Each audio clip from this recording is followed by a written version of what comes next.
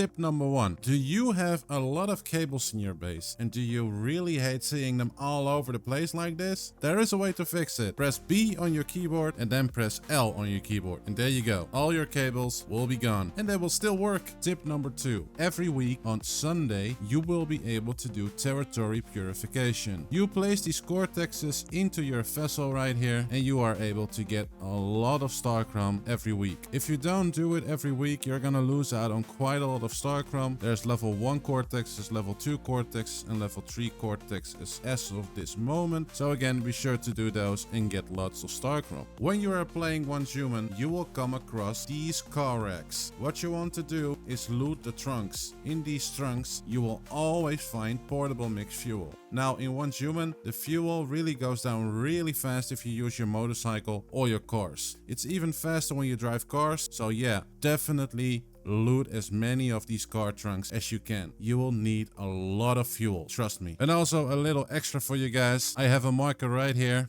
next to the monolith of the Forsaken. If you go here, there are a lot of cars on this dirt road here. You just follow it all the way to the road over here or the other way around. And then there's another one and it's going to be over here. Follow this road along the bridge over here all the way down towards the road here to Iron River. It's gonna be full of cars and you can loot them every 4 hours if I'm not mistaken. So definitely make use of it. Tip number 4. Make sure that every week you go to every trader in the game and make sure you sell stuff like gold ingots and silver ingots till you have reached the selling limit. Every week this will reset and you will make a lot of money. If you look at the top right here, I already have 1.5 million. I will also put up another video up here for you to check out where I will explain how to make even more money. In Once Human, there is a way to make beer. Beer will basically remove your sanity at the bottom of your screen, which is basically the blue bar in your health bar. You can get rid of that by drinking a lot of beer. I will put a video up on the top right for you to check out where I'll explain how to make infinite beer. Definitely check it out once you are done with this video. When you go mining or logging in the world, make sure that you eat canned seafood and oil. As you can see here, there is a chance to get 66%, 666% or even 6,666% yield bonus on the final strike while mining or logging.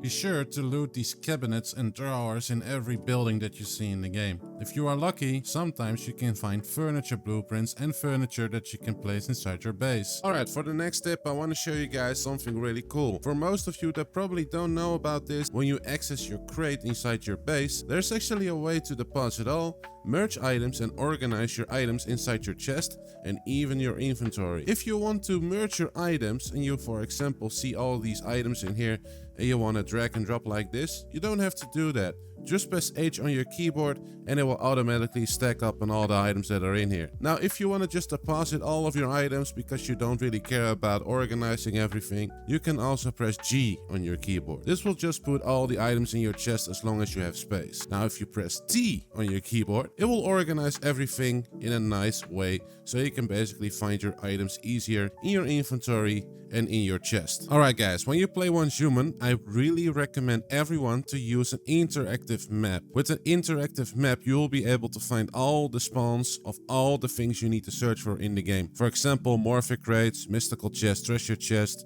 weapon crates, gear crates, accessories, recipes and blueprints and so on. It's really important that you do it because I am certain you will miss certain items in a location that you are at, and with the interactive map you will pretty much be able to find it no matter what. Now once you open this map has recently been updated. I also think it's pretty new. I just recently found out about this interactive map. You want to go up to the top left here, press hide all. Why? Because if you come here you will see all these markers all over the map and it's really not gonna work that well. So press hide all and I really recommend you turn on morphic crate, mystical chest, treasure chest, weapon crate, gear crate, recipe and accessories. Storage crates are all over the place, so I don't really care about those. Maybe you can also turn on blueprints. It's nice to have, but yeah, I really don't recommend it as much because the recipes are really more important than the blueprints. You will find the blueprints anyway. So as you can see here, if I zoom in on this area right here, the solar area in tier 5, you will see it will list a crate here. There's another crate here. There's a weapon crate here, which I actually didn't know. It's good to see that there's actually a weapon crate here. And then there's also a gear crate right here. And over here, there's a morphic crate. If I zoom out again, there's a morphic crate right here. There's another morphic crate right here. Morphic crate right there. I really recommend you get all the morphic crates in the map. I know it's going to be time consuming, but you are really going to need the Stellar Planula to actually buy accessories from this guy in the trader with his funny little chest buddy next to him. I will show you guys what I mean. This guy is what I'm talking about. You go to him, you press shop, and you'll be able to buy stuff with the Stellar Planula. Alright guys, I want to talk about weapon calibration real quick. Most people are not entirely sure how it works, so I'm gonna try and explain it to the best of my knowledge. When you play Once Human, you will be able to do silos and kill bosses, and sometimes they drop legendary weapons, epic weapons, or even like the uncommon weapons, the blue ones, the purple ones, or the yellow looking ones. If you have a specific weapon, for example an assault rifle, and you go to your assembly bench right here, for me it's here, but pretty much your disassembly bench inside your base, you will go to the weapons tab right here. You will see that you will be able to deconstruct or disassemble that weapon. If you press it, you will see on the output tab right here, you will get a blueprint, pretty much the same as this one. Now keep in mind that it matters what kind of weapon you disassemble. For example, if you disassemble an assault rifle, you will get an assault rifle blueprint for calibration. You cannot put that onto a sniper rifle. If you want to get a somewhat similar blueprint calibration for your sniper rifle, you need to find a sniper rifle in the world. And another thing you have to keep in mind is that if you disassemble a weapon, be sure to check the calibration attributes. For example here, this is also a weapon that I have calibrated with a blueprint that I found in the world by just assembling a pistol or a revolver. I can't really remember, but as you can see, it gave me weak spot damage and portable style. Just make sure that it fits your build, because sometimes you can find something like elemental damage with crit rate increase, which is in my opinion not really great. And once you have found a calibration blueprint that you like, you will go to your advanced gear workbench, or pretty much a gear workbench that you have. It should work with, I think, all the workbenches. You will press J on your keyboard, you will go to calibration, and over here you will see the weapons that you currently have equipped, or the ones that you don't use. Same for the armor. You cannot use calibrations on armor though, but maybe in the future you can. Now you want to press replace calibration attributes right here, and when you press it, you will see, be sure to choose the assault rifle. By the way, I don't have one right now, but there will be a calibration blueprint on the right side here. If you press that, you will see what you will get at the calibration attributes right here. So make sure to press the blueprint that you like. It will place it in here. You will press use, and you should get those attributes on your weapon. That is pretty much how calibrations work when you want to change it onto your weapon. Now if you want to upgrade your weapon after that, go to calibration and just upgrade it all the time as much as you can towards 10. I really recommend you only do this for tier 5 weapons and not any tier 4, tier 3, tier 2, tier 1 weapons. It will be a waste because you will use Stardust, and Stardust is really important in this game. You really don't want to just throw it away like it's some kind of thing you can just throw away. So keep that in mind. I hope this pretty much explained weapon calibrations. It's a pretty much a topic that most people don't understand. I really hope that this helped. So let's move on to the next tip. Alright, the next tip is going to be about food in Once Human. I see a lot of people that don't utilize the food system in Once Human. For example, if I go here to assorted canned fruit, you will see that this will increase my weak spot damage by 25% when my sanity is above 80%, guys. So many people don't use items like this. For example, the canned lunch here, you can increase your character's max HP by 10%. Orange pie, you can get more experience by defeating monsters by 25%. And there are so many good foods in here, guys. Used to increase your gain when felling trees and gathering normal ores by 80%.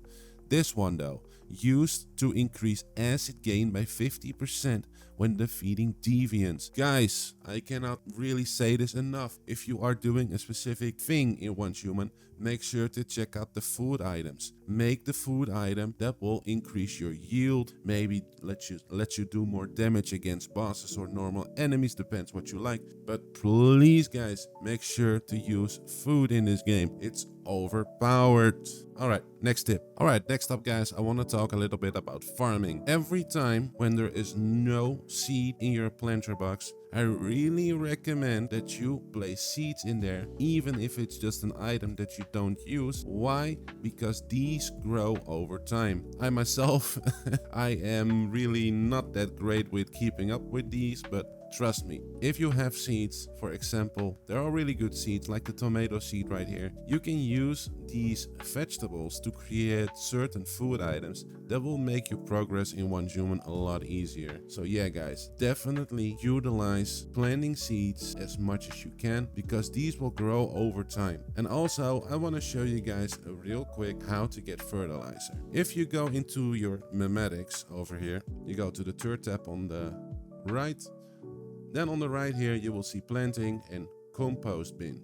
The compost bin will be used to create fertilizer. When you have that unlocked, you will place it into your base or outside wherever you have your farm. You will go to the compost bin, and during your playthrough through the game, you will get spoiled food. I wouldn't really recommend using these or normal food items, it's a waste, don't do it. But spoiled food, you can put it in here in the compost bin, and it will give you fertilizer over a period of time. Now the fertilizer you can use for your plant box, as you might have guessed, and it will pretty much make it so it will grow a little bit faster from what I've been told. So yeah guys, definitely use the farm, because again, it grows over time and it's really handy to have vegetables and make food items with them. Alright, next up I want to talk about specializations in One Human. Sometimes when you play One Human, you will level up like to level 5, level 10, level 15, level 20 and so on. Every 5 levels you will be able to unlock a specialization in your memetics tab over here on the top left. If you go here, you will see that I have already pretty much everything unlocked, but sometimes you can get things like the solar drill. The solar drill, you can make that, you can pretty much make it when you have this unlocked, and it will increase your yield by 15 to 40% on pretty much all the ores in the game, just not gold and silver because it's not listed here. I haven't really tested it, but I'm pretty sure for all the normal ores this works. Now most people don't really get the solar drill specialization, so you can pretty much make money off of that. So if you go to your workbench and you scroll down, or where is it? Right here, the solar drill up here. If you press here on the left, you will see that you can actually choose other materials that you can use to create the solar drill. For example, pretty much people who just got into tier 5 can use tungsten ingots or aluminium ingots, and you will see at the bottom here, it will increase your yield by 25%, 15%, or even 40%. So be sure to press this and choose the material that you want to use. Gold is gonna be the best one, so if you use gold, you can find that in the world, in tier 5 areas. You will get 40% instead of the 25% that you get with tungsten. Now if you make this, you can sell this at your vending machine near a trader. I also have a video about how to make more money in the game, even when you have reached the selling limit at the traders, so be sure to check it out. I'll leave a link at the top right of your screen right now if you want to check that out. Now on to the next tip. Alright guys, next up I want to talk about production facilities, or in other words, workshops. If you go to your map right here, you will see icons like this one. If you press F at one of these facilities, you will be able to choose your access card. For example here, if I were to choose the Blackville Refinery permit number 3, you will see that my output right here, I will be able to get premium fuel 14 pieces, 80 acid, 180 stardust, 3 Eclipse Cortexes level 3, and there is also a chance to get one of these 2 Deviants that can help you in the game. Also, be sure to watch the monster level right here. If you are a lower level, then I really recommend you don't do this. There's gonna be 4 monster waves, and when you're ready to play this and get the rewards, press F. Now if you press B on your keyboard, you will be able to put in these defense installations. You can place these things and block it off. It's pretty much a tower defense minigame. Now when you have completed this, you will be able to go to the facility right here, press F, and it should say something like claim at the bottom. Now also, you can do this alone. Don't get me wrong, you can do this alone. But if you want to do this with other people, you see at the bottom right there, it should automatically put something like your name has just activated the workshop facility at the Blackfell oil fields where metahumans can go for assistance. Now, you can also in the region chat put into there, I could really use everyone out here with the Blackfell oil field tower defense. Anyone around? Now, like I said, you can do this solo or with other people. I really recommend you put another message in chat just to let people know that you are doing it. Sometimes people come by, sometimes they don't. It really doesn't matter as much, just as long as you have the weapon damage and you have blocked everything up. It should be pretty easy. Alright, so it reached 100%. Now we will go to the facility right here, press add, and you press claim at the bottom. And there you go. There are your rewards. Alright guys, so the next tip I have for you is that you should loot weapon crates and gear crates every 4 hours. When you go into a location like Blackfell Fallen Zone or Blackfield oil fields or any tier 5 area, I really recommend you only do this for the tier 5 areas to get the best possible loot. Every 4 hours, go to these chests. You can even mark them with your middle mouse button as soon as you found them, like I do. Let me just delete this one real quick. Loot these every 4 hours. If, for example, you loot these crates by 9 p.m. and it's 12 a.m, it should respawn. What you should do is go to these locations, just stop at one of these chests and re-log in. Log out, log back in, and the chest should have respawned for you. If you don't log out, the chest that you have opened before will remain open, so you cannot loot them unless you log out and log back in. Alright guys, if you do bosses in one human and you are pretty much almost close to dying, as you can see at the bottom right now, what you can do is use the Festering gel. The Festering gel is probably one of the best deviants in the game in terms of support. It will heal you and your teammates. So if you are pretty close to dying, you cannot use activators or any healing items at all. You can place it down, just stand next to it, and it will heal you over time. This is probably one of the best deviants in the game. Definitely utilize on it. It will help you a ton. Alright guys, so when you are in the open world, what you want to do at all times is to loot as many plants and any food items that you find in the world as much as you can. Later down the road, when you get to the higher difficulty boss, silos or whatever, you will need to make a lot of food to make your character stronger or better. So trust me, loot as many plants, food items or anything that you can find in the open world, because it will help you in the end game tremendously. Alright, for all the new players out there, this step is for you. When you press J on your keyboard, you will come into your journey tab. Be sure to do all these little tasks right here. As you can see, it says for here at chef, build a stove, make any dish on the stove, mod master, equip any weapon mod, armor mod, and so on and so on. Be sure to go through these and press F to collect all the rewards. When you are done with one specific thing, at the bottom right here, you will see that you get a controller and also Starchrom. Starchrom, you might be like, it's not really much, but as soon as you complete all of these, it will really stack up really quick. And also the controllers are really nice for when you do the silos and you want to loot the boss's loot that it drops. So be sure to do these as soon as you can, especially for the new players out there. Alright guys, my next tip revolves around fast traveling across the map. Sometimes you cannot teleport to a teleportation tower because you are not in your own territory or you are not at a teleportation tower itself. It doesn't allow you to teleport. But let me tell you that there is a way to teleport even when you are not near one of these two things, not near your base or not near a teleportation tower at all. If you are in a hive, you will be able to teleport to your hive members. As you can see here, I have 2 hive members building right here, and I was able to teleport from my own base all the way to here in just a matter of clicking and pressing a couple of buttons.